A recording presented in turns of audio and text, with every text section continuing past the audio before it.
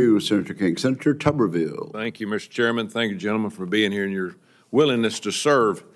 Mr. Marks, I want to talk a little bit about an issue that affects many of our installations across the country, including my home state, Redstone Arsenal in Huntsville. The issue is military construction, better known as MILCON. We need to move fast, and traditional military construction process is way too slow. You know, back at Redstone Arsenal, there are two warehouses as we speak that are going up. One, Military Corps Engineers is building, and the other is by the FBI. These warehouses are roughly the same size, but the FBI facility has a lot more bells and whistles, yet the military warehouse is going to take double the amount of time to build and 150% over the cost of what it's costing the FBI building. How on earth does this make sense? It is a disaster, and I'm sure we're having those problems across the country. Can I get your commitment to go and look at this situation? Lieutenant General Chris Mohan of the AMC commander down there is really looking into this, and I think he could help us with some of this in the future. We need to cut back on the time and the cost of a lot of these buildings. Mr. Marks. Senator, thank you for that question, and I couldn't agree more. We absolutely need to look at additional best practices on ways to speed up our MILCON to include how it aligns with our programs. And so if confirmed, I absolutely would want to dig deeper with you on this to ensure that I see how we can potentially go faster. Thank you. And another quick question for you, Mr. Marks. You recently discussed drone incursions with my staff. Can you tell the committee about that conversation and your experience?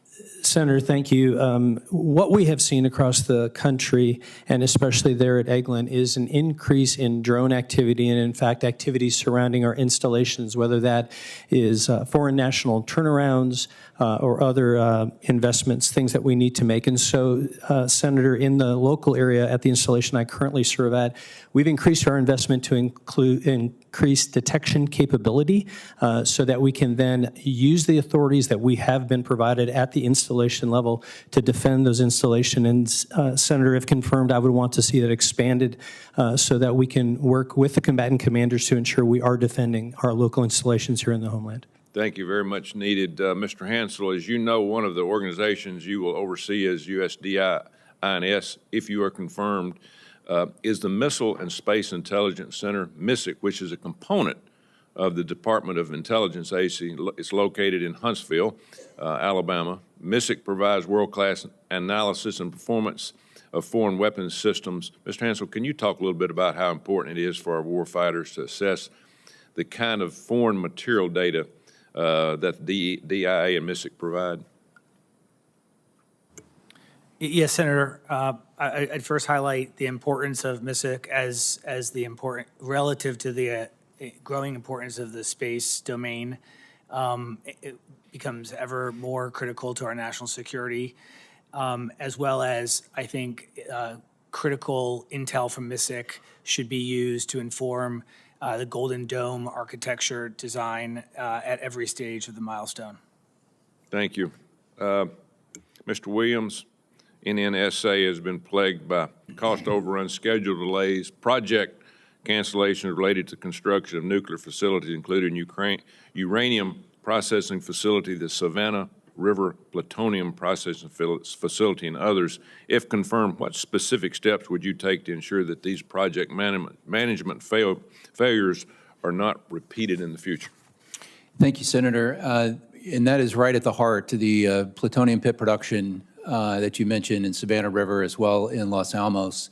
Is the critical path to restoring our ability to make new nuclear weapons and to ensure the long life extension of our existing stockpile.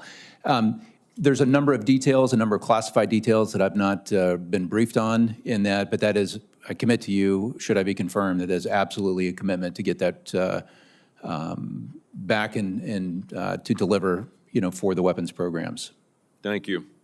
Mr. Matthews, if confirmed, what role would you have in advising the President and the Secretary on reforming the JAG Corps?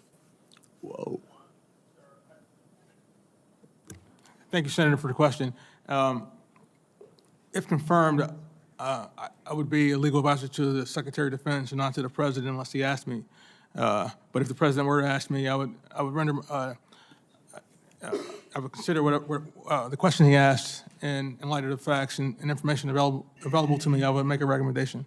The JAG Corps, the Army Judge Advocate General Corps, the Joint Force JAGs play an important role in ensuring the delivery of military justice, ensuring compliance with the law of armed conflict, and a whole myriad of activities. And so it's important that we get it right.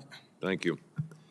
Thank you, Senator Tuberville. Mr. Marks, are you going to visit Huntsville before or after you visit Alaska? Just take that for the record. Senator Warren. Thank you, Mr. Chairman, and congratulations to all of our nominees.